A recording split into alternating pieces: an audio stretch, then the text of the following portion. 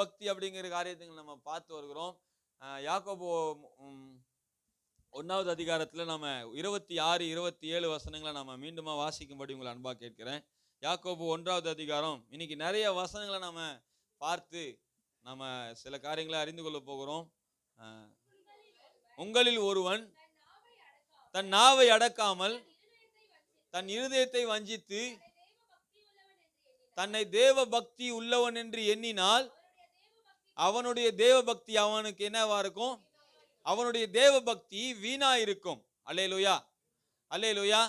அடுத்த வசனங்களை நம்ம இன்னும் சில நேரங்களில் நம்ம வாசிக்க போகிறோம். நான் உங்களுக்கு சொன்ன மாதிரி யோபு என்கிற ஒரு தேவ பக்தன் இருந்தான். அவனும் என்று சொல்ல முடியாது. அந்த தேவ மனுஷனும் தன்னுடைய மனைவியை திட்டும் போது கூட எப்படி திட்டுறாரு நம்ம பார்த்தோம்னா நிதானத்தோடு, புரியுதுங்களா, நாவை அடக்க வேண்டும் அப்படிங்கிறதுக்காக நாம் இதை பார்க்குறோம். பாருங்க, நம்ம தொடர்ந்து அந்த யோபுவை குறித்து பார்க்கும் பொழுது ஆண்டவரே சொல்லுகிற சாட்சி என்னை கொஞ்சம் ஆச்சரியப்படுத்தியது. நீங்களாம் அதை படிச்சிருப்பீங்கன்னு நம்புறேன். அதை பார்க்கலாமா? யோபு 1வது அதிகாரத்துடைய கடைசி வசனத்தை படிக்கிறீங்களா? இவை எல்லாவற்றிலேயும் அல்லேலூயா. எல்லாம் சேர்ந்து மறுபடியும் சொல்லலாமா? அந்த 1:22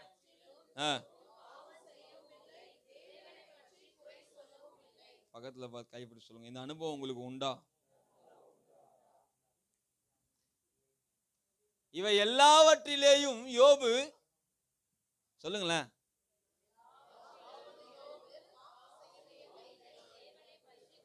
யோபுவை பத்தி தான் சொல்லுவோம்ல. யோபுவை பத்தி யோபுக்கு தெரியுமோ தெரியாதோ, நமக்கு நல்லாவே தெரியும்.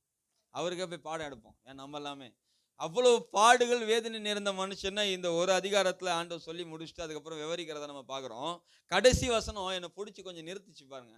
ஒரு நல்ல தேவ பக்தி உள்ள மனுஷன், இன்னொரு வசனத்தை நான் உங்களுக்கு வாசிக்கிறேன், அருமையான வசனம் பாருங்க. பூமியிலே இவனை போல ஒருவனும் இல்லை ஆண்டவர் சொல்ற வசனத்தை கண்டுபிடிச்சிருங்க பார்ப்போம். அதே 1ஆம் அதிகாரத்துல 8ஆம் வசனத்தை படிக்கலாமா? கவனம் வைத்தாயோ, எல்லாம் சொல்லுமா சேர்ந்து,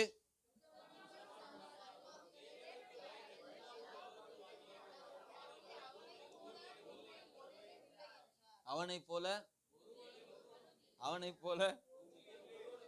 பூமியிலே ஒருத்தனை இல்லை யோபுவை போல. சொல்லுங்க பக்கத்துல பார்த்து, உங்களை மாதிரி ஒருத்தரும் இல்லை. குறை சொல்றத போல நம்மள மாதிரி புலம்புறவங்கள பூமியில, நம்மள மாதிரி குறை பேசுறவங்க பூமியில. அல்லேலூயா. இந்த சித்தரிக்கு போகும்போது ஒரு அம்மாட்ட கேட்டேன், வயதான ஒரு அம்மாட்ட கேட்டேன். அவங்க சொன்னேன், அம்மா என் பையன் ரொம்ப அடம் பண்றான், இங்கேயே விட்டு போறேன் பாத்துங்கம்மா.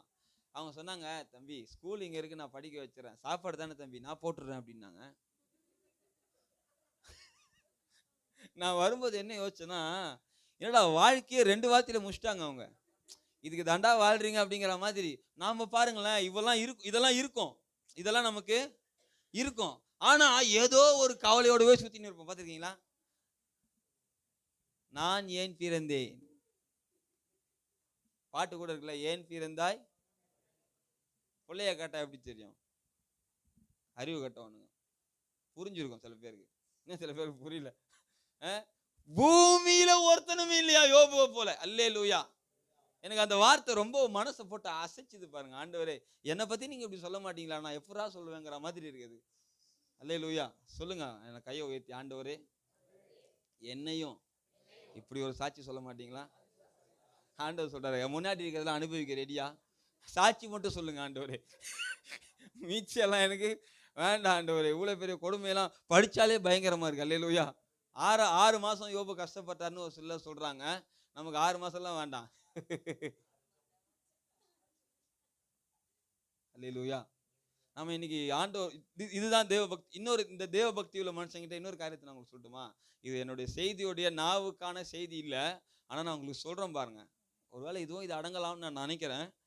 1ஆம் அதிகாரம், அதே 1வது அதிகாரம் 5ஆம் வசனம்.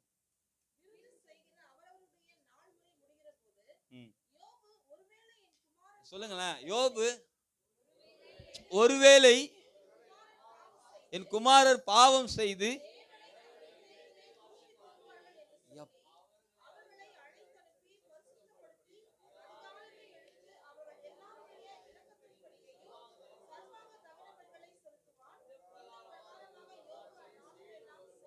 அந்நாட்களில் எல்லாம், கடைசி வார்த்தை பாருங்க, அந்நாட்களில் எல்லாம். இது எனக்கு உண்மையாவே சத்தியமா என்னால ஜீரணிக்கவே முடியல. என் கூட கொஞ்சம் இருக்கீங்களா? தூங்குறவங்களா அல்லேலூயா சோத்திரம். கவனிக்கிறவங்களாம் கை வைத்து காட்டுங்க பார்ப்போம். எனக்கு பிள்ளைகள் இருதயத்துல தேவனு ஒருவேளை, அப்ப ஒருவேளைன்னா என்ன அர்த்தம்? பிள்ளைகள் சும்மாவே ஆண்டவர் மறுதளிக்கிற பிள்ளைகளோ புலம்புற பிள்ளைகளோ இல்ல. பிள்ளைங்க ஒருவேளை இருதயத்துல, ஒருவேளை விருந்து சாப்பிடும் பொழுது இந்த மாதிரி ஒரு அண்ணன் தம்பிங்களுக்குள்ள இருக்கிற உறவு பாருங்க. தங்கச்சிங்களாம் வீட்டுக்கு வர வச்சு சாப்பாடு போடுறது, ஒருவேளை நீ போடு, ஒருவேளை நான் போடு அப்படின்னு என்ன பண்றது? போட்டுக்கிறது, விருந்து பரிமாறிக்கிறது, அன்பை பரிமாறிக்கிறது. நம்ம வீடுகள்ல அப்படிலாம் ஆனே வீட்டுக்கு சோத்துக்கா வார நீ. ஆனா பாருங்க, அன்பு பாருங்க, கூட்டு வர வச்சு ஒருத்தர் சில பேர் காதுல பைபிள் படிச்சவங்களுக்கு சொல்றது விழுது. யோபு அவங்க அப்பா நிறைய சேர்த்து வச்சிட்டாருல, அதனால பிள்ளைங்க என்ன பண்ணுது, அனுபவிக்குது அப்படிங்கிற மாதிரி சிலலாம் சொல்றீங்க. பாருங்க, இருந்தா கூட மனசு இருக்கணுமா இல்லையா? வந்தா நான் பாயிண்ட்டுக்கு, இருந்தா கூட மனசு இருக்கணும். பக்கத்துல கையை பிடிச்சி சொல்லுங்களேன், உங்களுக்கு நல்ல மனசு இருக்கா? கேளுங்க கேளுங்க, கையை பிடிச்சி கேட்க மாட்டீங்களா? கேட்க யாருமே இல்லையாக்கா? வழி இல்லாம குழந்தைய பூச்சி கேட்டுறாதீங்க. பாருங்க, உங்களுக்கு நல்ல மனசு இருக்கா? ஏன் நான் ஒருத்தருக்கு அன்பை பரிமாறிக்கிறது, சரிதானா? அந்த சூழ்நிலையில கூட இருதயத்துல பிள்ளைகள் தேவனை தூஷிச்சிருப்பாங்களோ, எப்படி மைனூட்டா, இங்கிலீஷ் கரெக்டா, எப்படி ரொம்ப சென்சிட்டிவா யோசிக்கிறாரு பாருங்க. நாம பிள்ளைகள் வெளியே உருப்படாம போனா கூட நம்ம திட்டிக்கிட்டே கிடப்போமே தவிர, என்னைக்காவது உட்காந்து ஆண்டவரே என் பிள்ளை இருதயத்துல உண்மை தூஷிச்சிருக்கா தெரியலப்பா, நான் அதுக்காக நான் ஒப்பு கொடுத்து ஜெபம் பண்றேன்னு ஒரு ஜெபம் பண்ணிருப்போம்? நம்ம நமக்காகவே பண்ணதில்லை, அது வேற விஷயம். அதனால ஒருவேளை சொல்லுங்க, இன்னைக்கு எவ்வளோ நான் இன்னைக்கு சொல்றேன், நான் இன்னைக்கும் சொல்றேன், நான் சொன்னதெல்லாம் நீங்க ஞாபகம் வச்சுக்கிட்டீங்கன்னா ரொம்ப சந்தோஷமா இருக்கும். எனக்கு அது வேதனையா இருக்கும் சில நேரங்களில். நான் சொல்றேன்ல, எப்பவுமே வார்த்தையை நம்ம கவனம் செலுத்தணும். சகரியா எலிசபெத்தை பார்க்கும்போது ஒரு காரியம் சொன்னேன், உங்களுக்கு ஞாபகம் இருக்கான்னு தெரியல. சகரியா எலிசபெத்து தேவனுக்கு முன்பாக உத்தமமா இருந்ததுனால யோவான் ஸ்நானகன் தேவனுக்கு முன்பாக பெரியவனா இருந்தான். நாம எந்த வழியில் நடக்கிறோமோ அப்படிதான் நம்முடைய பிள்ளையும் நடக்கும். ஆமா தானே? பக்கத்துல சொல்லுங்க, நீங்க மட்டும் ஒழுங்கா சொல்லுங்களேன், சும்மா சொல்லுங்களேன். கேள்றேன், என்ன பார்த்து கேள்றேன். நீ பிள்ளைய மட்டும் திட்டுறீங்க, ஆனா இங்க பாருங்க, ஐயோ இது இல்லவோ தேவ பக்தி. ஒவ்வொரு நாளும் பலி செலுத்துறாராம் யோபு, ஒவ்வொரு நாளும் பிள்ளைகளுக்காக, ஒவ்வொரு நாளும். ஆமாவா இல்லையா? இப்ப சிலருக்கு அப்படி இந்த ஜில்லுன்னு இருக்கும்போது எப்படி இருக்கு தெரியுமா? சரி, நான் சொல்றேன் ப்ளீஸ். தேவ பக்தினா அதோட அடையாளம் என்ன தெரியுமா? நாவை அடக்கணும், பிள்ளைகளை கர்த்தருக்குள்ள வளர்க்கணும், அதுதான் தேவ பக்தி. இன்னைக்கு இந்தியாவை போல தேவ பக்தி உள்ள நாடு, தெய்வ பக்தி உள்ள நாடு கிடையாது. நீங்க பார்த்துருக்கீங்களா? வெள்ளிக்கிழமானா பொருளெல்லாம் கொடுக்க மாட்டாங்க. எங்க குடும்பங்களையும் அப்படி சிலர் உண்டு, வெள்ளிக்கிழமை கொடுக்க மாட்டாங்க. ஏன் கொடுக்க மாட்டாங்க? வெள்ளிக்கிழமை கொடுத்தா என்ன போயிடும்? அப்ப வெள்ளிக்கிழமை அவுட் கோயிங் போவாது, அது கூட செலவு தானே, சேர்த்து வச்சு மறுநாள் போ. அப்புறம் பூனை குறுக்க வந்தா, ஆளுங்க குறுக்க வந்தா, புரியுதா? இதெல்லாம் தேவ பக்திக்குள்ள சேர்த்துருவாங்க. இதெல்லாமே அல்லேலூயா அல்லேலூயா. ஆமா, நாள் பார்க்கறது, காரியங்கள் பார்க்கறது, எல்லாம் பார்க்கறது. சந்தோஷமான செய்தி என்னன்னா, இதெல்லாம் நமக்குள்ள கூட வந்துருச்சு, தெரியுமா உங்களுக்கு? அல்லேலூயா ஆலே இல்லையா? அடுத்தது போயிடலாமா? யோபு கிட்டே வந்துடலாம், சரியா? யோபு கடைசி அதிகாரம் வாங்க, யோபு கடைசி அதிகாரம் வாங்க. நான் அது மாதிரி நீட்னு வச்சுக்கோங்களேன், அப்புறம் மணி 12 ஆயிடும், டென்ஷன் ஆயிடுவீங்க நீங்க. யோபு கடைசி அதிகாரம் ஃப்ரெண்டுங்களை பிடிச்சி ஆண்டவர் வாங்குன்னு வாங்குறாரு பாருங்க. யாருடைய ஃப்ரெண்டுங்களை தெரியுமா? ரொம்ப பக்தி உள்ளவன் நினைச்சிருந்தவனுங்களை போட்டு வாங்குறாரு ஆண்டவர். என்ன சொல்றார்? தங்கச்சி வசனத்தை சொல்லிருங்க, 42வது அதிகாரம். படிக்கலாமா? பேசின பின்பு உன்மேலும் உன் 2 சிநேகிதர் மேலும் எனக்கு கோபம் மூழுகிறது. இந்த வார்த்தையை மட்டும் திருப்பி படிக்கலாமா? என் தாசனாகிய நீங்கள் என்னை குறித்து நிதானமாய் பேசவில்லை. ஆஹா, பாருங்க, ஒரு மனுஷனை ஆரம்பத்துல ஒரு மனுஷன் ஆண்டவர் சாட்சி சொன்னார் ஒரு மனுஷனை குறித்து, பூமியில இவனை போல ஒருத்தனுமே இல்லை. ஆண்டவரே சொன்னார். நம்மளை பத்தியே நம்ம சொல்லிப்போம்ல, சாட்சிலாம் நம்மளை பத்தியே சொல்லிப்போம். நான் நல்லா பாடுறேன்ல, நான் நல்லா பிரசங்கம் பண்றேன்ல, நான் ரொம்ப நல்லவன்ல, நம்மளை பத்தி என்ன பண்ணிப்போம், சொல்லிக்குவோம். சிலர் சாட்சி சொல்லுவாங்க, ஆனா சாட்சியா ஆள மாட்டாங்க. அப்படிதானே? சாட்சி சொல்றதுக்கு முன்னா நான் ஒரு சாட்சி சொல்றேன் ஏஞ்சி நின்றுவாங்க, ஆனா சாட்சியா வாழ மாட்டாங்க. ஆனா இங்க பாருங்க, தேவனுடைய வாயிலிருந்து வந்த வார்த்தை, என் தாசனாகிய யோபுவை போல ஒருத்தனும் நிதானமா பேசலப்பா. இதெல்லாம் இந்த சர்டிபிகேட்லாம் எப்படி இருக்கு பாருங்களேன். அப்பா சூப்பரா இருக்குல்ல. கடைசி வரைக்கும் அந்த சாட்சியை காத்து கொண்ட ஒரு மனுஷன், கடைசி வரைக்கும். பக்கத்துல வா சொல்லுங்க, ஆரம்பத்தில் நல்லா தான் இருக்கிறீங்க, போதான் ஒரு மாதிரி ஆயிடுறீங்க. நமக்கு பாருங்களேன், உங்களுக்கு எனக்கு உண்மையா இந்த வார்த்தையை நீங்க ஒத்துக்கிறீங்களா இல்லையா பாருங்க. ஆரம்பத்துல நமக்கு இருந்த அன்பும் அபிஷேகமும் அந்த ஃபயரும் இன்னைக்கு இல்லை பாக்குறீங்களா? இன்னைக்கு நான் ஆராதனை நான் நோட் பண்ணேன், குற்றப்படுத்துறதுக்காக நோட் பண்ணல. பாருங்களேன், அந்த அதை எப்படி சொல்றது, சொன்னா திட்டுவீங்களா? அந்த மாதிரி ஒரு அனல் பறக்கிற ஆராதனையோடு ஆராதிக்கிறவர்களோடு சேர்ந்து ஆராதிக்கிற அந்த அனுபவங்கள், வரவங்களை கண்ணுலயே வர வச்சு சேர்ல உட்கார வச்சிடறோம். அப்புறம் அது என்ன கலர், இது என்ன கலர், இப்படியா, போன வாரம் வந்தாலும் வரலையே, இப்படி.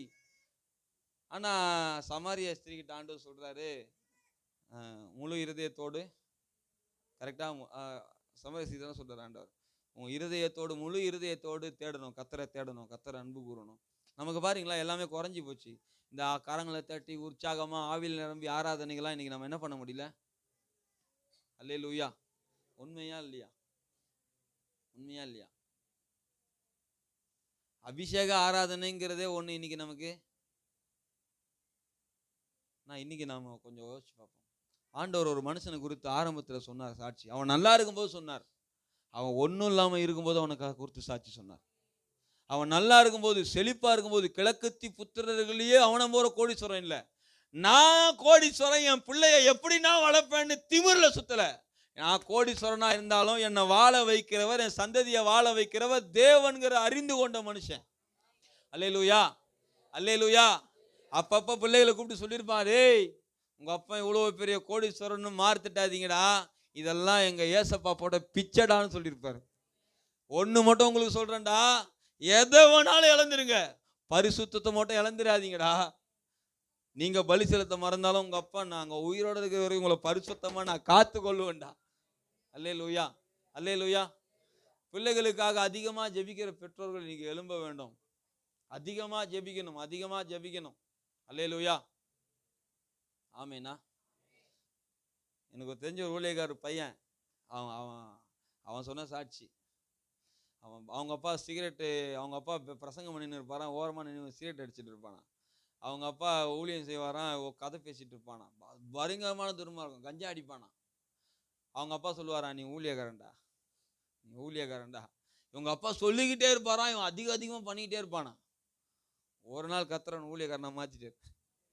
அவன் எப்படி சுத்துறானா, இப்போ நாயா பையா சுத்துறான் கத்தருக்காக. அல்லேலூயா, அல்லேலூயா. ஆமா, இந்த நம்மை குறித்து ஆண்டு இந்த சாட்சியை சொல்லணும்னு நான் விரும்புகிறேன். அதுக்காக தான் நம்ம 101ஆம் சங்கீதத்திலிருந்து சில வசனங்கள்லாம் வாசித்தோம், 15ஆம் அதிகாரத்திலிருந்து சில வசனங்கள்லாம் வாசித்தோம். ஞாபகம் இருக்கா? என்னென்ன ஞாபகம் இருக்கு சொல்லுங்க பார்ப்போம். மடிய ஆட்டிங்களா? தன் அயலானுக்கு விரோதமாய் சொல்லப்படும் நிந்தையான பேச்சை எடுக்காமலும் இருக்கிறான்.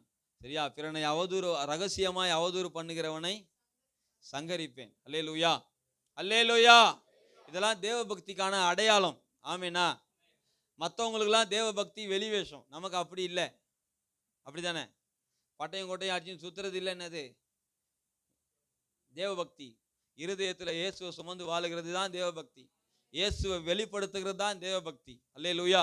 இயேசுவை போல் நம்மளை பார்த்து கேட்கணும் எல்லாம், ஏன் உன் வாயிலிருந்து ஒரு கெட்ட வார்த்தை கூட வர மாட்டேது அப்படின்னு நம்மளை பார்த்து என்ன பண்ணணும்? சொல்லணும். கெட்ட வார்த்தை பேசுறவங்களாம் எத்தனை பேர்னு கை தூக்குங்கன்னு நான் சொல்ல மாட்டேன். ஆமாவா இல்லையா?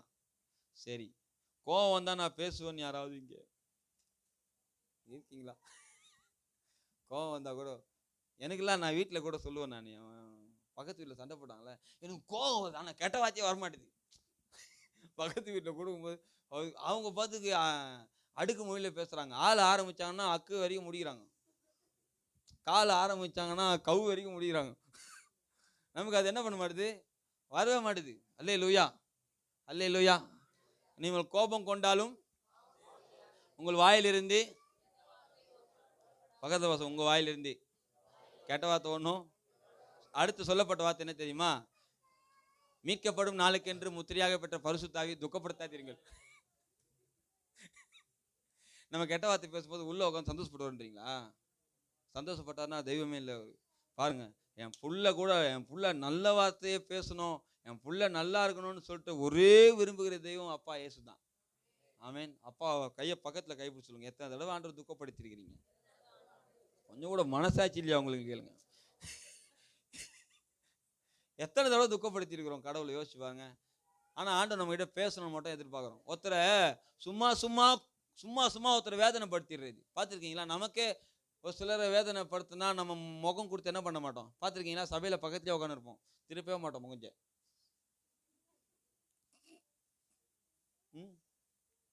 ஓடி பார்ப்போம் உள்ள வரும்போது, இங்கே உட்காந்து இருக்கேன் நீ. அப்பவே நினைச்சேன் நான் கொறுக்குப்பேட்டை போயில, நான் அப்பவே நினைச்சேன் நான் கத்துற ஏதோ ஒன்று வச்சு பாருங்க. அப்புறம் சாச்சு என்ன ஒரு சிலர்லாம் ரொம்ப வேதனைப்படுத்துறாங்க, அப்படி என்ன புரிஞ்சிக்க மாட்டாங்க. ஆனா நான் எப்பவுமே யோசிப்பேன், இந்த மாதிரி சாட்சிகள்லாம் கேட்கும்போது, நீங்க எத்தனை பேர் வேதனைப்படுத்திருக்கீங்க? அது ஏன் உங்களுக்கு தோண மாட்டுது? அப்போ உள்ள இருக்கிற ஆவியான சொல்றாரு, உன் வேதனையே பெருசா இருக்கு, ரசிக்கப்பட்ட நாள்ல இருந்து குத்திக்கினே இருக்கிறியா, எனக்கு எவ்வளவு வேதனையா இருக்கும். அப்போ உடனே நான் பேசணும் வேற இந்த ஹலோ. ஆனா தாவீது பிரேயர் பண்றாரு, ஆண்டவரே வேதனை உண்டாக்கும் வழி உண்டோ என்று பார்த்து நித்திய வழியில நடத்துங்க. அப்போ ஆண்டவரை போட்டு குத்திடுறது, அதுக்கப்புறம் நம்மளே அவர் தொடச்சி விடுறது. வசனம் சொல்லுது, எபிரேயர்ல சொல்றாரு, நீங்க மறுபடியும் உங்களுக்காக சிந்தப்பட்ட ஒரே தரம் நமக்காக பலி செலுத்தப்பட்டார் ஆண்டவர். திரும்ப திரும்ப திரும்ப திரும்ப திரும்ப நம்ம பாவம் செய்துக்கிட்டே இருந்தோம்னா நாமளே அவளை சிறுவையில் அரைஞ்சிக்கிட்டே இருக்கோம்னு பைபிள் சொல்லுது. அல்லேலூயா. ஒரு தடவை எங்க அப்பா எனக்காகப்பட்ட வேதனை போதும், ஆனா நான் வாழ்றதை பார்த்து எங்க அப்பா சந்தோஷப்படணும். அதுதானே பரிசுத்தம், அதுதானே தேவ பக்தி. புரியுதுங்களா? நான் எனக்கும் சேர்த்து நானும் தகப்பனா இருக்கிறதுனால நான் அதை அனுபவிக்கிறேன். சில நேரங்களில் என் பிள்ளை என்னை எதிர்த்து பேசும்போது சொல்றதை கேட்காம போகும்போது அதோட வலி இருக்கு பாருங்க, அதை அனுபவிச்சிருக்கீங்களா எல்லாருமே? பெற்றோர்கள்லாம் அப்பாவை எதிர்த்து பேசுற பிள்ளை, அம்மாவை எதிர்த்து பேசுற பிள்ளை, சொல்றதை கேட்காத பிள்ளை. ஒரு காலத்துல அப்பா அம்மா பிள்ளையை திட்டினதெல்லாம் போய் இப்ப பிள்ளை அப்பா அம்மா அதட்டுது. அது ஆரம்பத்துல உங்க அம்மாவை போடி சொல்லி, உங்க அப்பாவை போடா சொல்லி, அங்கிளை வாடா போடா சொல்லு. அது என்ன கையை தட்டி கத்தரி ஆராதிக்குது சந்தோஷப்படுறதுக்கு. வளர்ந்ததுக்கு அப்புறம் அதை அப்படியே சொல்லும், போடான்னு. ஆமாவா இல்லையா? எப்படி இருக்கான் பாருங்க. யாராவது ஒரு ஹெல்ப் பண்ணாங்கன்னா தேங்க்யூ நான் சொல்லுவேன்னா, தேங்க்யூ அங்கிள் சொல்லு, தேங்க்யூ மாமா சொல்லு. நான் மொட்டையா பேசுற, உடனே முறைப்பான். முறைக்காதரா. நான்லாம் சின்ன வயசுல யாருக்குமே மரியாதையே கொடுக்க மாட்டேன். வா போதான் எல்லாரையுமே, வா போ, முதலாளி ஆனாலும் வா உட்காரு போ, இப்படிதான். எங்க அம்மா அப்பா கூட வாங்க வாங்க போங்க கிடையாது. ஆனா இன்னைக்கு இல்லை, என்னைக்கோ நடந்துருச்சு இது உள்ள. என்னைக்கு ஆண்டவர் உள்ள வந்தாரோ எல்லாருக்குமே மரியாதை தான். அங்க உட்காருங்க, சரியா சரியா. நான் சொல்றேன்ல, ஜேம்ஸுக்கு டீப்பாலாம் பேச தெரியாது, ஆனா உள்ள போய் சேர்ற மாதிரி பேச தெரியும். ஆமாவா? பக்கத்துல பா சொல்லுங்க, என்ன வாய் உங்களுக்கு, வாய் உங்களுக்கு. வசனம் சொன்னா நமக்கு தெரிய மாட்டுது. ஒரு ஆளை பத்தி இருக்கிற குறை சொன்னா நாம அன்னைக்கு என்னை மாத்திக்கிறேன் ஆண்டவரே. உண்மையான தேவ பக்தி எது தெரியுங்களா? போட்டியா தம்பி, வேதனை உண்டாக்கும் வழி எப்படி தம்பி? இன்னொரு வசனம், உமக்கு பிரியமானதை செய்ய, அடுத்து உமது நல்ல. இன்னைக்கு ஒரு தீர்மானம் பண்ணும். நான் எப்பவுமே எப்படின்னா ஜெபம் பண்றேன்னா, ஆண்டவரே நான் உங்களை நிறைய வேதனைப்படுத்திட்டேன், ஆனா நீங்க நல்லா சந்தோஷப்படுற அளவுக்கு நான் வாழணும் ஆண்டவரே. அல்லேலூயா. நீங்க கையை உயர்த்தி சொல்லுங்க, ஏசப்பா நீங்க சந்தோஷப்படுற அளவுக்கு நான் வாழணும். யோசிச்சு பாருங்களேன். சின்னதா ஒரு கணக்கு தான். நம்ம பெற்றவங்களுக்கு சந்தோஷமா நம்ம வாழ்ந்துட்டா, பெற்றவங்க நமக்கு செய்யறது இருக்குல்ல, எப்படி இருக்கும்? சொல்றதை கேட்காம இருக்கும்போது அளந்து போடுவாங்க. இந்த உனக்கு பாதி மீன் தாண்டா, உனக்கு ஒரு மீன் தாண்டா, இன்னைக்கு கஞ்சி தண்ணி தாண்டா அப்படின்னு சொல்லி என்ன பண்ணுவாங்க? ஆமா, நீங்க பெற்றவங்களுக்கு சந்தோஷமா இருந்துட்டு பாருங்களேன். ஏய் எனக்குள்ளதெல்லாம் உனக்கு தாண்டா. ஐயோ, உங்ககிட்ட போய் சொன்ன பாரு. இந்த பெரிய பையன் இருக்கான்ல, பெரிய பையன் யாரு? அதோடைய நினைப்பு எல்லாம் சந்தோஷமா இருக்கிற மாதிரியே இருக்கும், ஆனா சந்தோஷமாவே இருக்காது. அது வீட்டுல இருக்கிற மாதிரியே இருக்கும், மனசெல்லாம் வெளியே தான் இருக்கும். அப்பா கூட இருக்கிற மாதிரியே தெரியும், நினைப்பெல்லாம் ஃப்ரெண்டுங்க கிட்ட தான் இருக்கும். இங்க திங்கிற மாதிரியே தான் இருக்கும், நினைப்பெல்லாம் ஆட்டுக்குட்டி மேலேயே தான் இருக்கும். பாத்துருக்கீங்களா? இங்கேயே திங்கும். இளையகுமாரன் வீட்டுக்கு வந்து கேட்கிறா, உபச்சாரிகளிடத்துல ஆஸ்திகளை அழித்து போட்டான். அதாவது வேசிகளிடத்துல ஆஸ்தியை அழித்து போட்டான்னு ஆண்டவர் கூட சொல்ல. எனக்கு படிக்கும்போது அதான் சாக்காச்சு. ஒரு நாள் யாராவது சொல்லியிருப்பாங்களா, உன் தம்பி வேசிகளோடு கூட சேர்ந்து ஆஸ்தியை அழிக்கிறானா, உண்மையான தம்பி அண்ணனா இருந்தா என்ன பண்ணிருக்கணும்? இது கேள்விப்பட்ட நியூஸ் தானே இது. ஏண்டா ஆஸ்தியை எடுத்துட்டு போன சரி, வேசிகள் இடத்துல போய் ஏன்டா அவன் ஆத்மாவை கெடுத்துக்கிறேன்னு சொல்றான், நல்ல அண்ணனா இருக்க வேண்டாம். நீ பக்கத்துல பா சொல்லுங்க, உறவுகள் மேல அக்கறை இருக்கா இல்லையா உங்களுக்கு கேளுங்களேன். தேவ பக்தின்னு வர சொல்லின்னு சுத்தி இருக்கிறீங்க. சும்மா கையை பிடிச்சி கேட்டு வைப்போம், யூஸ் ஆகுமா இல்லையா? கேட்டு வைப்போம். எது தேவ பக்தி? நான் மட்டும் வாழ்றதா? என்ன கர்த்தர் மெச்சிக்குவார் நீங்க நினைக்கிறீங்களா? உங்களே என்னையுமே உறவுகள் மேல அக்கறை இல்லைன்னா தேவ பக்தி வீணுதான். அல்லேலூயா, அல்லேலூயா. இருக்கிறதெல்லாம் கொடுங்கன்னு சொல்ல வரல. தப்பு செய்யும் போது பிடிச்சி நிறுத்தி கேள்வி கேளுங்க. ஏன்டா அப்படி செய்யறேன்னு கேளுங்க. கேட்பீங்களா? சில யோசிக்கிறாங்க, நானே அதை செய்யறேன்னு எப்படி கேட்கறது அப்படி நீங்க சொல்றீங்க. பரவாயில்ல, கேளுங்க. அல்லேலூயா. வேசிகள் இடத்துல ஆசி அழித்து போட்டான். அப்பா கிட்ட சொன்னா, அப்பா வேசிலாம் தூசிடா, தூக்கி போடுறா, என் புள்ள வந்துட்டான்டா அப்படிங்கிறாரு. அதுக்கப்புறமா இவருடைய வேண்டுதல் என்ன தெரியுமா? என் ஃப்ரெண்டும் கூட சந்தோஷமா இருக்கிறதுக்காக ஒரு ஆட்டுக்குட்டியாவது குட்டியாடி. என்ன குட்டி? போடான் ஆட்டுக்குட்டி. சொத்து நிறையா, மாளிகை வசதி நிறையா, அப்பாவும் கூட நினைப்பெல்லாம் இதுல தான். பக்கத்துல பசங்க எதா இருந்தாலும், எவ்வளோதான் இருந்தாலும் உங்களுக்கு சொல்லுங்க, எவ்வளோதான் உங்களுக்கு இருந்தாலும் நினைப்பெல்லாம் குப்பை மேலேயே தான். நினைப்பெல்லாம் கொஞ்சம். ஆனா பைபிள் சொல்லுது, அப்பா சொல்றாரு பாருங்க, சூப்பரான வார்த்தை. நம்மளாம் அடிக்கடி அதை படிச்சிருக்கிறோம். டேய் நீ எப்பவும் என் கூட இருக்கடா, எனக்குள்ளது எல்லாம் சொல்லுங்க. இப்படி கையை தூக்கி பக்கத்துல பார்த்து, ஏசப்பாவுக்கு உள்ளதெல்லாம் உனக்கு தான். ஆண்டவரே உண்மையா சொல்றவங்களே ஆசீர்வதிங்க ஆண்டவரே. சில பேர் கை தூக்கும் போது ஐயோ இதுக்கெல்லாம் குத்துட்டா அப்புறம் ரொம்பவே ஆடும். கொஞ்சமா இருக்கும் போதே இந்த ஆட்டு ஆடுது, அப்படி ரெட்டாடுது. இந்த பக்கமா யாருமே இல்லை எனக்கு. அப்படி சொல்றீங்களா? இல்ல நீங்க அப்படி சொல்ல மாட்டீங்க, எனக்கு தெரியும். நீங்க நல்லா இல்லைனாலும் அத்தவங்க நல்லா இருக்கிறதுல சந்தோஷப்படுற முதல் நீங்க தான். அல்லேலூயா, அல்லேலூயா. ஆமா, எத்தனை பேர் அப்படி இருக்கிறீங்க? உங்க பக்கத்துல இருக்கவங்க உண்மையாவே நல்லா இருக்கணும்னு நினைக்கிறவங்க மாத்த கையை வைத்திருக்கீங்க பாப்போம். பக்கத்து தூக்கும் போது சைட்ல பாக்குறாங்க, தூக்கத்தா இல்லையா? ஆமா காக்கா, கர்த்தர் உங்களை பலப்படுத்தி பெரிய காரியம் செய்வார். அல்லேலூயா.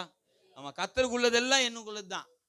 ஆமாண்ணா, ஆமாண்ணான்ட்ட பாருங்க. நான் ஆமேண்ணா, ஆமான் தான் மோசமானவன் இல்லையா? நம்ம ஆமேன். இங்க பாருங்க, கர்த்தருக்குள்ளது எல்லாம் எனக்குள்ளது தான். ஆனா ஒண்ணு, நான் அவரோட கூட இருக்கணும். அல்லேலூயா. ஆமா, ஆட்டுக்குட்டிக்காகவே ஆசைப்படி சுத்தின கூடாது. அப்பா கேட்கிறாரு, அட லூசு பையல, ஆட்டுக்குட்டி மேலேயா கணக்கு வச்சிருந்த, எனக்குள்ளது எல்லாம் உனக்கு தாண்டாண்டவன் தான் ஹீன்னு சிரிச்சிருப்பார். அப்பதான் அப்ப கூட எல்லா டெய்லாகும் வெளியவே இருந்து பேசி நிற்கிறான். வெளியே போனவனாவது உள்ள வந்துட்டான், இவன் வெளியவே நின்று வாக்குவாதம் பண்ணுகிறான். அப்பா வீட்டுக்குள்ள வாடா பேசிக்கலாம், வீட்டுக்குள்ள வாடா பேசிக்கலாம், வீட்டுக்குள்ளேயே போக மாட்டான். அல்லேலூயா. அப்புறமா ஒரு வழியாக பேசி கீசி நானா அப்பனா இருந்தா எனக்கு ஒரு புள்ள தான் நல்லாச்சு, நீ தோஞ்சு போடான்றா. அல்லேலூயா, அல்லேலூயா. வேதனை உண்டாக்கும் வழி உண்டோ என்று பார்த்து நித்திய வழி நடத்தும். ஆமா, அப்படிப்பட்ட கிருபை ஆண்டவர் நமக்கு தருவாராக. நம்முடைய வீடுகளில் காசு பணம் இல்லைன்னா கூட நல்ல நல்ல வார்த்தைகள் பேசணும்னா வீட்டில் ஒரு ப்ரெசன்ஸ் இருக்கும். பார்த்துருக்கீங்களா? வீட்டில் நம்ம என்னென்ன பேசுகிறோம், கொஞ்சம் கண்ணு மூடி 2 செகண்ட் யோசிச்சு பாருங்க, ரொம்ப கேவலமாக இருக்கும். வீட்டில் நம்ம ஒரே ஒரு நிமிஷம் கண்ணை மூடுவீங்களா? நான் உங்களை சொல்கிறேன், வேண்டிக்கிறேன், ஒரு நிமிஷம் உங்கள் கண்ணை மூடுங்க, தூங்கிடாதீங்க. அது வேற எனக்கு பயமாக இருக்குது.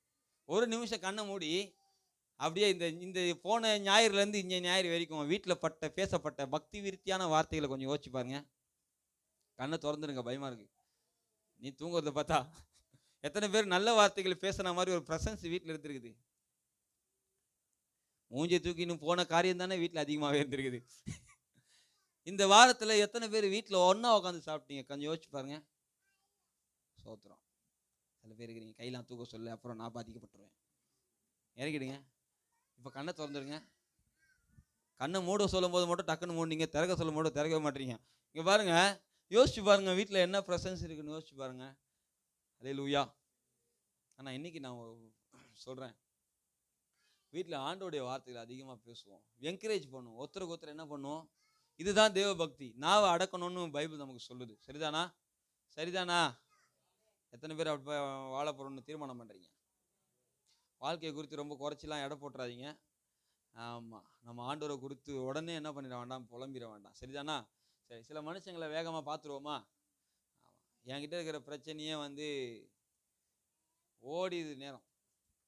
உங்கள் முகங்களை பார்க்கும்போது வேற கவலையாக இருக்குது. சரிதானா? சரி, யோபு கிட்டேருந்து நம்ம என்ன கற்றுக்கிட்டோம்? எப்படி பேசணும்? இனிமேல் நீங்கள் வாழ்க்கையில் என்ன பிரச்சனை உங்களுக்கு எனக்கு வந்தால் கூட எப்படி பேசுவோம்? திட்டுறது கூட எப்படி திட்டுவோம்?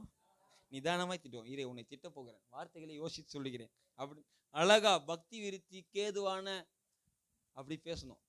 அப்பா சாட்சி சொல்றாரு பாருங்க, கடைசியில் இவனுங்க 3 பேரும் பயங்கர, கடைசியில் 4வது ஒருத்தன் சேர்ந்துக்கினான். எல்லாம் சேர்த்து வச்சு காட்டுன்னு காட்டுறாங்களா? ஆண்டவர் எல்லாரையுமே இல்லை, குறிப்பிட்ட சிலரை மட்டும் ஃப்ரெண்டுங்களை திட்டுறாரு. அவனுங்க பேசுனதே சரி கிடையாது. நீ அவனுங்களுக்காக என்ன பண்ணு. இப்போ இவனுக்கு பிரச்சனை என்ன ஆயிடுச்சுன்னா, யோபே நீ ப்ரேயர் பண்ணாதான் நாங்கள் உசுரோடு இருப்போம், எங்களுக்காக ப்ரேயர் பண்ணுன்றானுங்க. பாருங்களேன், எனக்கு என்னன்னா, இவன் ஒரு ப்ரேயர் பண்ணா அப்படியே நான் அக்செப்ட் பண்ணுவான்டா. யோபு நீ ப்ரேயர் பண்ணுன்னு கடவுள் யோபை பார்த்து சொல்றாரு பாருங்க. எனக்கு அதெல்லாம் ரொம்ப பிடிச்சிருக்கு. புரிஞ்சாவும் கை தட்டுவீங்க, நீங்க தட்ட மாட்டீங்க, எனக்கு தெரியும். இவன் பேசினா மாற்றங்கள் உண்டாகும்னு சில ஆண்டவருக்கு தெரியும். அல்லேலூயா. குறை பேசாம தேவ பக்தியா தன்னையும் காத்து தன் குடும்பத்தையும் காத்து என்ன வந்தாலும் நம்புவேன்னு தேவனை குறை சொல்லாம வாழ்ந்தவனை பார்த்து கத்த சொல்றாரு, யோபே நீ அவனுங்களுக்காக இப்போ இப்படி வேதனை இருக்கிற மனுஷன் மற்றவங்களுக்காக எப்படி ப்ரேயர் பண்ண முடியும்? யோசிச்சு பாருங்க. ஆனால் யோபு ப்ரேயர் பண்றார். யோபுடைய முன்னிலைமையை பார்க்கலாம் பின்னிலைமை ரொம்ப பயங்கரமாயிருச்சு. நான் இதை தீர்க்க தரிசனமாக கூட இன்னைக்கு இந்த வார்த்தையை முன்னிட்டு சொல்லுகிறேன். நாம் எதெல்லாம் இழந்திருந்தாலும் பரவாயில்ல, ஆனால் தேவ பக்தியை காத்து கொள்ளும் பொழுது நாம் எழுந்தவைகளை திரும்ப தர, ரெட்டிப்பாய் தர ஆண்டவர் வல்லமை உள்ளவராக இருக்கிறார். பக்கத்தில் கைப்பிடி சொல்லுங்க, கையை பிடிங்களேன், சொல்லுங்க, நீங்கள் எதெல்லாம் இழந்தீங்களோ எனக்கு தெரியாது, ஆனால் இன்னைக்கு தேவ பக்தியாக இருந்தீங்கன்னா இழந்தவைகளை இரட்டிப்பாய் திரும்ப தர ஆண்டவர் வல்லமை உள்ளவர். ஆமீனா? ஆடு மாடெல்லாம் படைச்சது யாரு? யோபுக்காக அதை டபுளாக கொடுக்க அவருக்கு தெரியாதா? சரிதானா? சரி, தேவ பக்தியான சில வசனங்களை மட்டும் நான் வாசிச்சிட போகிறேன். படிக்கலாம். 2 தீமோத்தேயு 3வது அதிகாரத்தில் ஒரு 1-5 வரைக்கும் நீங்கள் அதை வேகமாக வாசிக்கும் போது, இன்றைக்கி அதை வாசிச்சோம் பாருங்க, அதுக்கெல்லாம் நீங்களே விளக்கம் சொல்ல போறீங்க. சரிதானா? தெரிஞ்சிருந்தா அப்படின்றீங்களா? 2 தீமோத்தேயுல 3வது அதிகாரம்.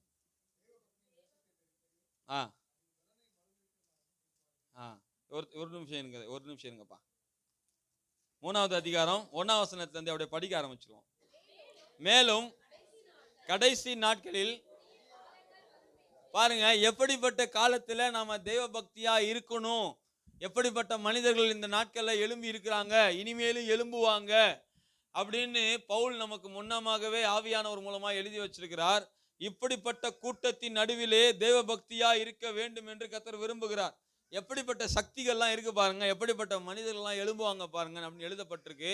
நாம பல முறை படிச்சிருந்தாலும் மீண்டும் ஒரு விஷயம் ஞாபகப்படுத்துவோம். கடைசி நாட்களிலே கொடிதான காலங்கள் வரும் என்று அறிவாயாக, தீமோத்தேயுவே நீ அறிவாயாக. எப்படி எனில் மனுஷர், இது தற்பிரியர்னா என்ன அர்த்தம்? தற்பெருமை, தற்பிரியர். அல்லேலூயா. சிலர் போன்லாம் வாங்கி பார்த்தீங்கன்னா அவங்க போட்டோ தான் அதிகமாகவே இருக்கும். அல்லேலூயா. செல்ஃபி செல்ஃபின்னு செல்ஃபி தான் ஒரே. நல்லா இருக்கிற மூஞ்ச. போன வாரத்தில் ஒரு சின்ன பையன் ட்ரெயினில் அடிபட்டு செத்தான். இப்போ தனக்கு எது விருப்பமோ அதுதான். நான் சொன்னல, பினகாசுடைய நாட்கள்ல யாரு எப்படி நடந்தாலும் என் சந்தோஷம் எனக்கு முக்கியம்னு ஓடுறவனுக்கு பேரு தேவ பக்தி உள்ளவன் இல்ல. நான் சொன்னேன் இல்லையா, உலகத்துல இன்னைக்கு தேவ பக்தி, தெய்வ பக்தின்னு சொல்லி அநேக மதங்கள் உண்டு, அநேக மனிதர்கள் உண்டு. அவர்கள் எல்லாருக்குள்ளும் சுயநலம் இருக்கு. அல்லேலூயா. ஆனா இயேசு கிறிஸ்துவை பின்பற்றுகிற மனிதர்கள், அநேக தீர்க்கதரிசிகள், அநேக மிஷனரிமார்களுக்கு தன்னை வெறுத்து கடவுளுக்காக வாழ்ந்திருக்கிறாங்க. புரியுதா? தேவ பக்தியுடைய அடையாளம் என்ன தெரியுதா? அப்பப்போ நீங்க என் போன்ல பாத்தீங்கன்னா மதர் தெரசாவுடைய ஹிஸ்டரி நான் அதிகமாக கேட்பேன். மதர் தெரசா சிலருடைய முகங்களை பார்க்கும்போது நமக்கு பணிஞ்சிரும்னு தோணும் இல்ல? உங்களுக்கு யாருடைய முகத்தையாவது பார்க்கும்போது இயல்பாகவே மரியாதை கொடுக்கணும்னு தோணி இருக்குதா? இப்போ நான் ஒரு சபையில் ஒரு நல்ல பையன் நீங்கள் நினச்சின்னு இருக்கீங்க. நான் உங்கள் வீட்டுக்கு வந்தால் நீங்கள் என்ன பண்ணுறீங்க? வந்துட்டியடா வாங்க. ஆனால் நான் ஒரு நல்ல தேவ மனுஷனா ஆவியில் நிறைஞ்சி நிற்கும் போது நீங்கள் எப்படி தெரியுமா, அந்த சூனேமித்தி சொன்னாங்க, சூனேமித்தி ஊரால் ஒரு அம்மா, நம்ம ஊருக்கு அடிக்கடி வந்து போகிற ஒரு மனுஷன் பரிசுத்தவான். என்ன எதிர்பாலினத்துக்கு சொல்றாங்க, இவர் பரிசுத்தவான் சொல்லிட்டு கணவர்கிட்ட ஃபைட்டிங் போட்டாவது வீட்டில் ஒரு ரூமை ரெடி பண்ணி, மொட்டை மாடி ரெடி பண்ணி, உங்களுக்கு புரியுதுங்களா? அல்லேலூயா. அந்த மனுஷன் உள்ள வந்தா வீட்டில் பெரிய மாற்றம். அதான் அதை விட வந்தாலே மாற்றம். இதுதான் தேவ பக்தியை சுமந்து திரிகிற ஒரு அடையாளம். அல்லேலூயா. எலியா அன்னைக்கு ஒரு ஊழியர்கள் கூட சொன்னாங்க, எலியா சாரிபாத்து வீட்டில், விதவை வீட்டில் பஞ்சம் தீர்ற வரைக்கும் அங்கதான் இருந்தார். அந்த அம்மாவும் விதவை, இவரும் கல்யாணம் ஆகாதவர். ஆனா அந்த வீட்டில் தன்னை காத்து கொண்ட ஒரு தேவ மனுஷனை பார்த்தீங்களா? இன்னைக்கு வாய்ப்பு தேடி அலைகிற தேவ மனுஷங்களை எத்தனையோ பேர் நம்ம பார்க்குறோம். எத்தனையோ பேர் ஊழியக்காரங்களை தவறுறதை நம்ம பார்க்குறோம். எத்தனையோ விசுவாசிகள் தவறுறதை பார்க்குறோம். ஆனா வாய்ப்புகள் இருந்தும் தேவன் என்னை காண்கிறாருங்கிற அபிஷேகத்தில் வாழ்றவனுக்கு பேர் தான் தேவ பக்தி. தற்பிரியராயிராமல். சொல்லுங்க சொல்லுங்க. உங்களுக்கு சுயநலம் வந்துடவே கூடாது.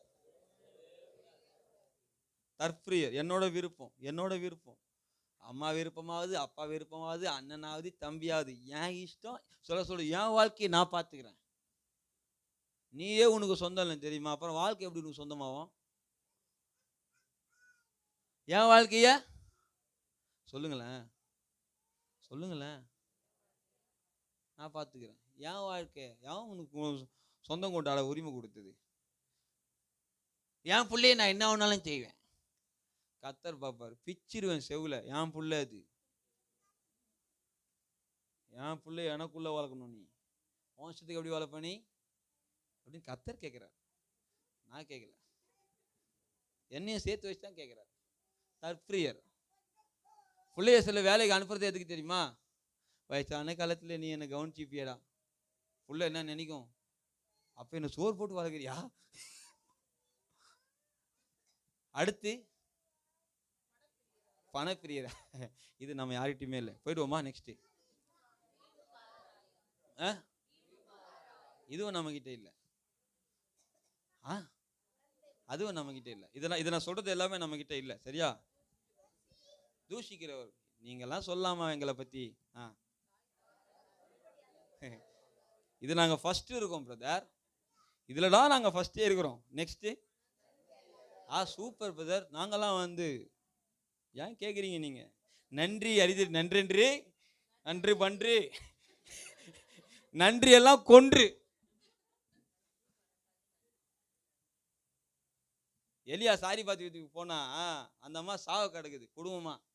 நான் என்ன நினைக்கிறேன்னா கொஞ்சம் என்ன சாப்பிட்டு சாவ போறோம். நான் என்ன நினைச்சேன்னா அந்த அம்மா சோத்துல விஷம் கலந்துச்சுன்னு நினைக்கிறேன். சாப்பிட்டு சாவ போறோம். சாப்பிட்டு அப்ப நீ சாவ போறேன்னு தெரிஞ்சு எங்க அப்பா வீட்டுக்குள்ள வந்தார் தீர்க்கதரிசி மூலமா. என்னம்மா நாங்க சாப்பிட்டு சாவ போறோம், நீ சாவு, எனக்கு குத்துட்டு சாவு.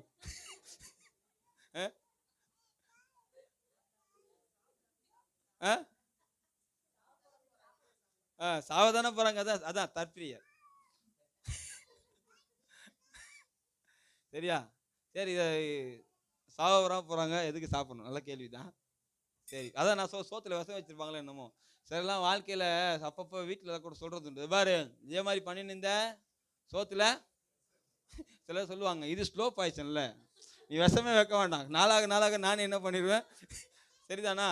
ஆனா இந்த அம்மா சாப்பிட்டு சாவ போற மாதிரி இருக்குது. தீர்க்கதரிசி வீட்டுக்குள்ள அவங்க உயிரை காப்பாத்தி, குடும்பத்தை காப்பாத்தி, பஞ்சத்துல காப்பாத்தி, ராஜா வீட்டுக்கே சோறு இல்லை. ராஜாவும் இன்னொரு ஆளும் கிளம்பிட்டானுங்க மாடுக்கு குதிரைக்கெல்லாம் புல்லு தேர்றதுக்கு ஊரெல்லாம். நம்பால் இங்க உட்காந்துருக்கிறாரு. யாரு கீஞ்சது போங்க.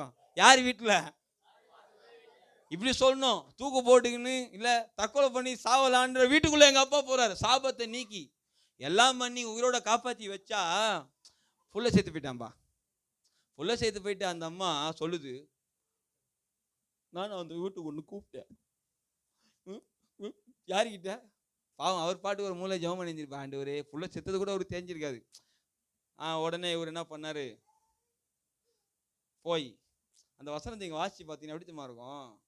எனக்கெல்லாம் புள்ளைய எழுப்பி கையில குத்துட்டு இந்தா உன் புள்ள அப்படின்னா அந்த அம்மா சொல்லும், இதனாலே நீ தேவனுடைய மனுஷன் என்று அறிவேன். என்ன பண்ணலாம் இந்த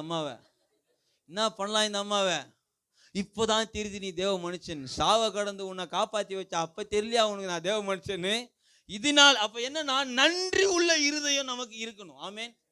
சொல்லுங்களேன், இந்த லிஸ்ட்ல நம்ம வரவே மாட்டோம். சொல்லுங்க கையை பிடிச்சி சொல்லுங்க, இந்த லிஸ்ட்ல நம்ம வரவே மாட்டோம். ஏன்னா நம்மளா ரொம்ப நன்றி உள்ளவர்கள் பாருங்க கர்த்தர் மேல. அல்லேலூயா, ஆமேனா, அல்லேலூயாவா, ஆமேன் சொல்றவங்கள மட்டும் நல்லா இருக்கட்டும் ஆண்டவரே. அல்லேலூயா சொல்றவங்க மட்டும் ஆசீர்வதிங்க ஆண்டவரே. ஆசீர்வாதத்தை விரும்பாதவ தேவ மக்களை இங்க தான் பாக்குறேன். சரி, அடுத்து சத்தமா இது நமக்கு வேண்டான்ற என்ன சொல்றீங்க? நெக்ஸ்ட்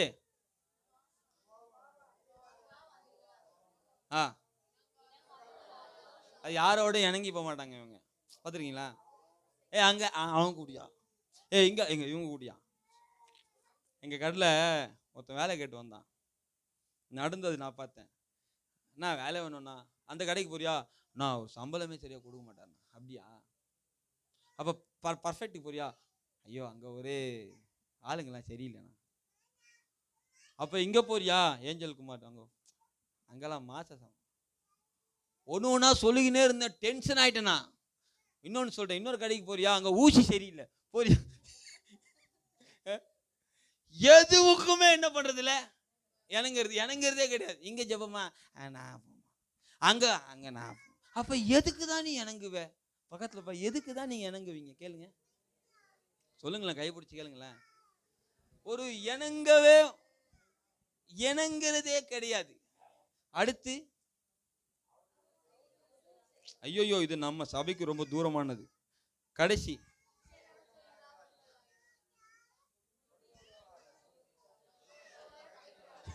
இந்த லிஸ்ட் நமக்கு நிறைய இருக்கு. நல்லவங்கள பகைப்போம், நல்லவங்களை சத்தியம் சொல்றவங்கள பகைப்போம். என்ன இருந்தாலும் இந்த மாதிரி பிரசங்கம் பண்ணிருக்க கூடாது, என்ன இருந்தாலும் இவர் எப்படி பேசலாம்? போ எழுதி கொடுத்தா நான் பேசுறேன், இப்படிதான் பேசணும்னு எழுதி கொடுத்தா நாங்கள் அவர் எழுதி கொடுத்ததை சொல்லிட்டு இருக்கிறோம். நீ எழுதி கொடுத்ததை நான் எப்படி சொல்ல முடியும்? பக்கத்தில் பசங்க என்னதான் பிரச்சனை உங்களுக்கு கேளுங்க. நல்லது சொல்கிறவங்களாம் திட்டுறீங்க, நல்லது சொல்கிறவங்களாம் பகைக்கிறீங்க. நல்லது சொன்னால் நம்ம எதிரி மாதிரி பார்க்குறான். இப்போ சண்டே கிளாஸுக்கு கொருக்குப்பட்டிக்கு போனால், ஒயிட் அண்ட் ஒயிட்டில் போனோன்னா என்னை பார்த்து அவனுக்கு எப்படி தெரிஞ்சதில்லை, தம்பின்ற சதறி ஓடுறான். நான் நினச்சேன் என்ன தேவ பிரசனம் பறக்கட்டிக்குது அவனை. அல்லேலூயா. அப்படியே ஓடுறான். ஒருத்தன் சொல்கிறான் இப்படின்றான், என்னை கூப்பிட்டா குத்து வேண்டான், நான் குத்துறா நான் கூப்பிடுறேன்றேன். நல்லோரை, நல்லவங்களுடைய ஊழியக்காரங்களுடைய வார்த்தை, நல்ல நம்ம அக்கறை மேல உள்ளவங்க வார்த்தை, நம்மளை யாரெல்லாம் திட்டுறாங்களோ அவங்களாம் ரொம்ப நல்லவங்கன்றனா. சொல்லுங்க, உங்களை யாரெல்லாம் திட்டுறாங்களோ அவங்க தான் நல்லவங்க. ஆமா, கம்பெனியில் போய் நம்மளை திட்டுறான்ல அவன் நல்லவன். உங்களுக்கு பைபிள் தெரியுமா? ரோமர் 13ஆம் அதிகாரத்தில் கர்த்தர் சொல்றாரு, உனக்காக நான் தான் அவனை ஏற்படுத்தி வச்சிருக்கிறேன். உன்னை திட்டினோன்னே, உன்னை குத்துனோன்னே நாம் என்ன ஜெபம், இயேசுவின் நாமத்தினால பிசாசே போனா கர்த்தர் சொல்றாரு. என்னையே விரட்டுறியா நீ? நான் தான்டா விட்டனே உள்ள அவனை. சில நேரத்தில் என் பக்கத்து வீட்டுக்காரியை நினச்சி நான் யோசிப்பேன், கர்த்தாவே நீங்கள் தான் அனுப்பியிருக்கீங்க போல இருக்கு, என்ன பேச்சு பேசுதுப்பா.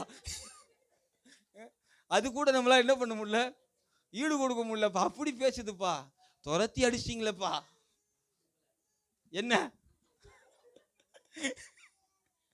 உங்களுக்கு தெரியாது உண்மையாவே சொல்றேனே, நம்ம ஏடா கூடமா ஜெபம் பண்றோம் சில நேரங்கள்ல. அல்லேலூயா. பாபேல் கோபுரத்தை கட்டுறானுங்க, அவனுக்கு சொல்றானுங்க பூமி எங்கும் நம்ம சதறியே போகக்கூடாதுன்றானுங்க. என்னது சதறியே போகக்கூடாதான், சதற விட்டார் ஆண்டவர். நமக்கு பேருண்டாக இங்கேயே இருப்போம், உனக்கு பேரா? சதறு ஓடு, உலகம் எங்கும் போங்கடா, செதற அடிங்கடானா பக்கத்துல பார்த்து சொல்லு, எங்கேயே இருக்கணும்.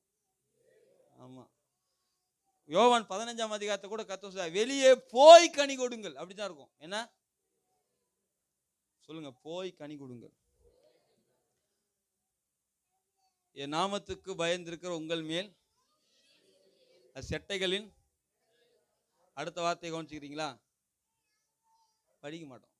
நீங்கள் வெளியே புறப்பட்டு போய் கொழுத்த கன்றுகளாய் வளருவீர்கள். நமக்கு இதெல்லாம் படிக்கவே மாட்டோம். இது நமக்கானது, இந்த கொழுத்த கன்று மட்டும். சரி, அடுத்தது இதுல எல்லாம் சத்தமா சத்தமா. துரோகிக்கு ஒரே வார்த்தை விளக்கம் சொல்லுங்க. யூதாஸ் காரியத்தான் கூடவே வந்து குத்துனவன்ல. ஆமா, நம்மளாம் அந்த லிஸ்ட்ல வந்துடவே கூடாது பாருங்க. அல்லேலூயா. பக்கத்துல பா சொல்லுங்க, ஐயோ மோசமான லிஸ்ட் இது. பின்னாடியே குத்துறது, முன்னாடி பேசுறதுக்கு என்ன கிடையாது, தைரியமே கிடையாது. முன்னாடியோ பின்னாடியோ குத்துறது, சுருக்குன்னு குத்துறது. இந்த ஒருத்தர் சொன்னார், தேல் நண்பர்கள் இருப்பாங்களாம். தேல் நண்பர்கள். நான் என் தங்கச்சி கிட்ட சொன்னீங்கன்னா, தேலோட கை எப்படி இருக்கும், ஃப்ரண்ட்டு இப்படி இருக்கும், இப்படியே கட்டி பிடிச்சி வாங்க உன்னை நேசிக்கிறேன்னு பின்னாடியோ லொட்டுன்னு போடும். பார்த்துருக்கீங்களா? யாரும் ஒன்று கொட்டினது, கட்டி பிடிக்கிறேன் நான் தான் ஒன்று கொட்டினா தெரியுமா உனக்கு?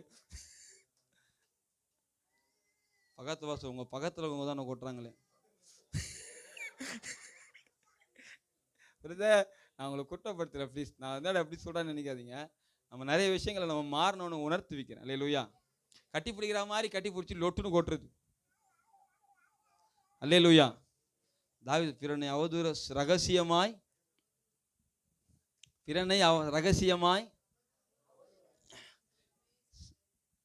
தெரியுமா தாவீது அவன் சரியில்லை அப்படின்னா தாவீது காதில் போய் சொல்லுவாங்க, தாவீது ராஜா தெரியுமா அவன் சரியில்லை, மோசமான. அப்படியா? உன்னுடைய மரண நாள் உனக்கு தெரியுமா? தெரியாது, இன்னைக்குதான் சாகுன்னு குத்திடுவார் தாவீது. இன்னைக்கு உடைய மரண நாள் எப்படி இப்படி குத்து. மத்தவனை பத்தி என்கிட்ட குறை பேசுற, நீ என்கிட்ட பேசுறவன் தான் என்ன பத்தி சரியா? பக்கத்துல பார்த்து சொல்லுங்க, நாலாம் அவதூறுலாம் பண்றோம் இல்ல. அடுத்து துணிகரம். நெக்ஸ்ட் கர்த்தருக்கு எது பிரியமெல்லாம் பிரச்சனையே கிடையாதான். இவங்களுக்கு சந்தோஷமா ரொம்ப. தேவ பிரியராயிராமல்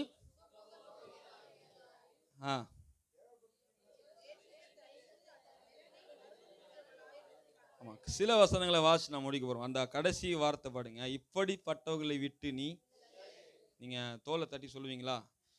இந்த கூட்டத்தில் சேர்ந்துடாதீங்க. இப்படிப்பட்டவர்களை விட்டு 12ஆம் வசனம் படிக்கிறீங்களா?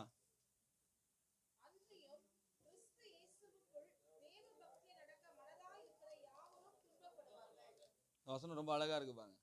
எல்லாம் சேர்ந்து ஒரு வருஷம் படிச்சு இந்த நாள் செய்தியை நம்ம முடிக்கிறோம். எல்லாம் சேர்ந்து படிக்கலாமா? அன்றியும்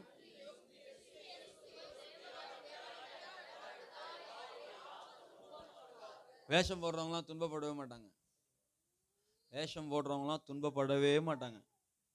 தேவ பக்தியாய் நடக்க மனதாய், அந்த வார்த்தை எனக்கு ரொம்ப பிடிச்சிருக்கு. எல்லாருக்குமே மனசுலாம் இருக்காது. வேஷம் போடுற கூட்டம் இருக்கு, ஆனா பக்தியா நடக்கணும்ன்ற கூட்டம் கம்மி தான். அந்த கூட்டம் யாவரும் துன்பப்படுவார்கள். அந்த வார்த்தை பைபிள் எவ்வளவு பிராக்டிக்கல் பாருங்க. லஞ்சம் கொடுக்காம இருக்கணும்னா அதுக்கு பேர் தேவ பக்தியா? லஞ்சம் கொடுக்கலனா காரியம் சொல்லுங்களேன் ப்ளீஸ், நடக்காது. எதுக்குமே லஞ்சம். நான்லாம் அப்பப்போ யார்கிட்ட மாட்டுவேன்னா, தாமஸ் அப்பப்போ சொல்லுவான், நீதிமான் பாவியோ, அந்த வசனம் எப்படி, பாவியோ நடுங்க போய் தண்டிக்கப்படுறான்ற மாதிரி. அன்னைக்கு நான் ரூத்து வீட்டுக்கு பைக்கில் போயிட்டு இருக்கிறேன், ஓரமா நின்று பேசிட்டு இருக்கிறேன். சும்மா டிராஃபிக்கு அவ்வளோ கூட்டமாகுது. அதையெல்லாம் நிறுத்தாம என்கிட்ட பொறுமையா நடந்து வர்றாரு. யாரு? போலீஸ்கார். நான் எப்படா விசேஷமா அபிஷேகம் பெற்று வரீங்களா எனக்காகவே? நான் ஓரமா நின்று பேசிட்டு இருந்தேன். அவரை பார்த்த உடனே வண்டி நம்ம வேற பார்த்த உடனே ஒரு மாதிரி ஆகுதா, ஐயோ வண்டி ஆஃப் பண்ணிட்டு நான் கண்டுக்காத மாதிரி, நான் கண்டுக்கலையா, அது வந்துடுறேன் விட்டு பேசிட்டு இருந்தேன். வந்த உடனே என்ன தம்பி அப்படின்னா, சார் ஓரமா தான் நிக்கிற தம்பி, ஆனா ரன்னிங்ல ஓட்டுன்னு வந்திய தம்பி. சார் அவசரமா டெத்துக்கு போறேன். எங்க? திண்டுக்கலுக்கு. பைக்லயே வா. எனக்கா அப்போ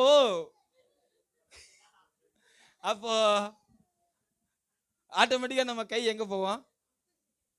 ஏதாவது குத்து காய்ச்சி இல்லாம பார்த்தா கத்தர் காப்பாத்திட்டாரு. அந்த ஆள் சொன்ன பதில் என்னடா, என்ன அவ்வளோ அசிங்கப்படுத்துற மாதிரி அனுப்பிட்டான்.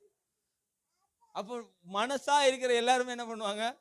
ஆமா, நிறைய தடவை ட்ரிபிள்ஸ் கேஸ்ல மாட்டிக்கிறேனா, நான் கெஞ்சிருக்கிறேனா, சார் சார் சார் சார் சாரும்பேன். இருக்கட்டும் தம்பி, சார் இருக்கட்டும் தம்பி. நீங்க அப்போ ஆண்டோடைய பிள்ளைகளாகிய அரசாங்க அலுவல் காரியங்களா இருக்கட்டும், எல்லா காரியமா இருக்கட்டும், நமக்கு லஞ்சம் கொடுக்காம நடக்கவே நடக்காது. இந்த உலகத்துல கண்டிப்பா எதுவுமே, அதுதான் இந்த உலகம். ஆனா ஆண்டவர் சொன்னாரு, நான் உலகத்தான் அல்லாதது போல. இந்த உலகத்துல நிரந்தரமா வாழணும்னு விருப்பம் இருந்தா என்ன வேணாலும் பண்ணிக்க சாமி, ஆனா திரும்பி வந்து எல்லாத்தையும் காலி பண்றோம். ஆனா இந்த உலகத்து எனக்கு நிரந்தரம் அல்ல, உலகம் எனக்கு நிரந்தரம் அல்ல. உலகம் எனக்கு அந்த சுவாஸ்பதமா, நம்ம தமிழ்ல ஒரு வார்த்தை சொல்லுவாங்க, உலகம் எனக்கு என்ன கிடையாதுன்னா நிரந்தரமே கிடையாது. அந்த நம்பிக்கை நம்ம யாருக்குமே கிடையாது. எனக்கு நல்லாவே தெரியும். உலகம் எனக்கு, அந்த நம்பிக்கை நமக்கு சுத்தமா கிடையாது. துன்பப்படணும் ஆண்டவருக்காக. தேவ பக்தியோட அடையாளம் என்னன்னா துன்பப்படணும். சரிதானா? சின்ன சாட்சியை சொல்லி நான் முடிக்கிறேன். நான் எனக்கு ஏன் அது மாதிரி தோணுச்சுன்னே தெரியல. இந்த எமி கார்மிகல் அம்மையார் போன மாசோடைய அந்த போட்டோவை நீங்க பாத்தீங்கன்னா அதுல இருக்கும். ஆமா, அது இந்த முந்தின இதுல இருக்கும். அதுல பாத்தீங்கன்னா உங்க வீட்டுல கூட நீங்க போய் பாத்தீங்கன்னா அந்த அம்மாவை கருத்து அன்னைக்கு தான் நான் வீட்டுல கேட்டேன், ஃபுல்லா கேட்டேன். அந்த அம்மாவை ஸ்கூல் கட்டியிருக்காங்களாம். அந்த ஸ்கூல்ல இந்த சாட்சி மட்டும்தான், ஒரு 2 நிமிஷம் அனுமதி கொடுங்க. இந்த சாட்சி நான் கேட்டு முடிச்சு, அந்த அம்மா இந்த வட இந்தியாவில் மிஷினரியா இருக்கிற பிள்ளைகளுக்காக ஸ்கூல் கட்டியிருக்காங்க. அந்த அம்மா கொஞ்சம் கவனிங்க, எங்க? அங்க ஸ்கூல் கட்டியிருக்காங்க. அந்த அம்மா பாருங்க, அங்க ஒரு ஃபேமிலி தன்னுடைய குழந்தைங்களை கொண்டு வந்து அந்த ஸ்கூல்ல விடுறத இவங்க இந்த ப்ரோக்ராம் நடத்தினவங்க பார்த்துருக்குறாங்க. பார்த்து அவங்ககிட்ட கேட்டிருக்கிறாங்க, எங்க நீங்க ஊருக்கு போறீங்களா குடும்பமானு கேட்டா, இல்ல நாங்கள் வட இந்தியாவுக்கு என்ன பண்ணுறோம், ஊழியத்துக்கு போகிறோம், என் பிள்ளைய எங்கள் விட்டு போக வந்தோம். இவங்க போயிட்டாங்க. ஃபோன் பண்ணி அப்புறமா கேட்டாங்களா, உங்கள் பிள்ளைய நீங்கள் விட்டுட்டீங்களா, ஸ்கூலில் சேர்த்துட்டீங்களா, உங்கள் பிள்ளை அழுதுச்சா அப்படின்னா அவங்க அப்பா சொல்கிறாராம் அந்த அவங்கக்கிட்ட, என் பிள்ளை வந்து நாங்கள் தூங்க வச்சுட்டோம், ஸ்கூலுக்குள்ளே போய் அந்த பெட்டில் படுக்க வச்சுட்டு நாங்கள் திரும்பி பார்க்காம ட்ரெயின் ஏறிட்டோம், இப்போ நாங்கள் வட இந்தியா நோக்கி போய்கிட்டு இருக்கிறோம்னு சொல்லிட்டு. அந்த சாட்சியெல்லாம் கேட்டு முடிச்சு பார்த்தா சித்தேரிக்கு போனேன்னா, சித்தேரி கதையை கேட்டாலும் அதுதான், மிஷினரிகள் பிள்ளைகள் அங்கே எங்கே படுக்குது. ஆனால் எனக்கு ஒரே ஒரு பெரிய, நம்ம வந்து உண்மையாகவே வந்து தேவ பக்தியாக இருக்கிற விரும்புகிறவங்க இயேசு கிறிஸ்துவ வெளியே காட்டுவாங்க. இந்த மிஷினரி சொன்ன சாட்சி பஸ்ஸில் வரும்போது அது என் மனசு ரொம்ப உடைச்சிது. சாதாரணமாக நிறைய மிஷினரிங்க ஆண்டவருக்காக கஷ்டப்பட்டுருக்காங்க, எங்களை பற்றி பேசாதீங்க, இயேசு கிறிஸ்துவையே பிதாவான ஒரு மிஷினரியாக அந்த உலகத்தில் அமைச்சிருக்கிறார் அப்படி சொன்னார் பாருங்க. அதுவும் கடைசியாக ஒன்று சொன்னார், கர்த்தருடைய வருகை நாள் வரைக்கும் இந்த உலகத்தில் கிறிஸ்துவுக்காக வேக்கன்சி இருந்துக்கிட்டே இருக்கும். அல்லேலூயா. நான் எதுக்கு சொல்கிறேன்னா, ப்ளீஸ் நம்ம ஒப்பு கொடுப்போம். ஆண்டவரே, ஃபஸ்ட்டு நான் தேவ பக்திக்குள்ளவனா வாழணும், என் வாழ்க்கையில் இயேசுவை பிரதிபலிக்கணும். ஆமேனா? அதை உணர்ந்தவங்க மாத்திரம் அப்படியே எழுந்து நிற்போம்.